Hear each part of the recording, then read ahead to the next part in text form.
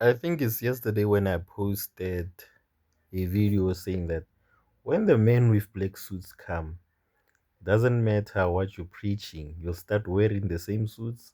you'll stop wearing your warrior thingies, and you'll start sitting on the table and you'll start listening to them because no matter who says what, money is money, but power is power. And even if they offered people offered you their monies to protest for them, they still can't buy you the power that can protect you.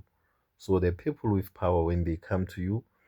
they will tell you, look, chief, we don't care what you're doing or